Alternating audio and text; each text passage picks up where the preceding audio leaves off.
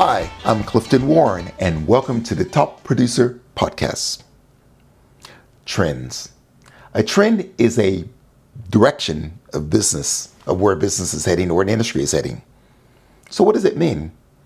I'm a big believer in going deeper with your existing clients. In other words, we should get to know our clients very well, not just superficially or at the transactional level. And one of the most effective ways to do that is by observing and analyzing the trends that affect your industry and your marketplace. For example, here are just 9 trends that I've pulled up from my world that I'll share as an example. Trend number 1, self-service. Self-service is popping up everywhere. In supermarkets, they're replacing checkouts. Matter of fact, most supermarkets now, there's more checkouts, there's more self-service than there are actual people. But if you only have 1 or 2 items, you can get in and out quicker. As I heard a CEO of a supermarket chain speak, he says speed is of the essence. It's a competitive advantage. At airports, all major airlines now have self-service check-in. You know, you can drop your bags off, get your boarding pass without having to interact with anyone. Trend number 2, the rise of male barbershops. These are the old-fashioned type barbershops that used to be out in the suburbs. They're moving into the city, the downtown area, where the businesses are. So whether you're on your way to work, at lunchtime, or after work, you can get a haircut. It's about catering for the customer, and they're the man. Trend number 3, cycling versus golf. This is interesting. There are less people playing golf today because many of them have switched to cycling. Because golf takes play 10 holes of golf takes 5 hours. You can cycle for a couple of hours and still get your exercise in. This has an impact on golf memberships. Trend number 4, 24-hour gyms. You cannot have a gym today without it being open for 24 hours. People are starting to demand it now. It puts the customer in charge again to when they want to come and work out, when they want to come and train. And for the gym, they don't need as many staff any longer. Number 5, streaming services. Once upon a time, you used to go down to Blockbuster Video to get a video, and if you were late, they charge you late fees. Now, for a small sum each month, you can watch Disney,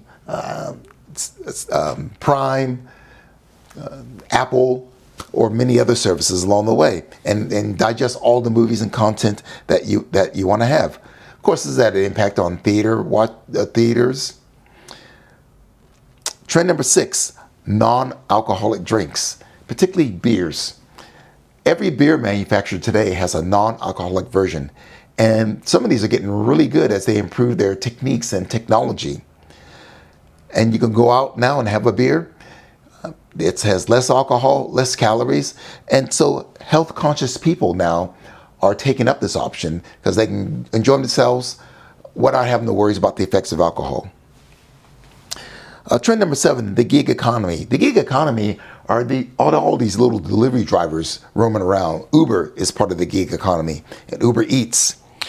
And that allows, firstly, any restaurant to become an instant delivery service. They don't have to employ expensive drivers or anything like that. They can hire Uber or Menulog and instantly turn their restaurant or establishment into a delivery service. This also has created a whole new level of employees or self-employed people in the market, and that's part of the gig economy. Number 8, Uber versus taxis. Uber's only been around for a short period of time. Taxis, whilst they're not as worth as much as what they used to be as far as an asset, they're still there also. And I know taxi drivers that are making pretty good money still. They have established clientele. They coexist.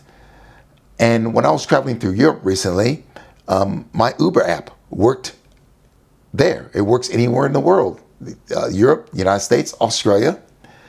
And in many cases, the taxis are listed on there also. So I have a choice. I can choose between taxi or Uber.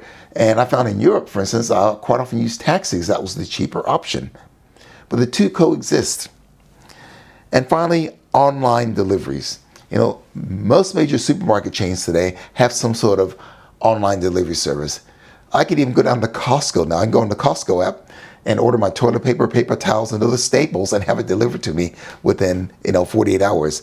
And let's not forget Amazon Prime, which in some cases I can have the thing delivered the same day.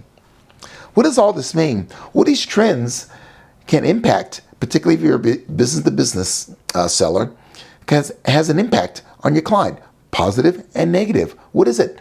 No, have a talk to them. Share your observations, share your insights with them, and you have a whole different level of conversation with them that will lead to new places. And the more you learn about your clients, the more valuable you become. And the more valuable you become, the stronger the retention and referrals you'll develop. I'm Clifton Warren. Thanks for listening.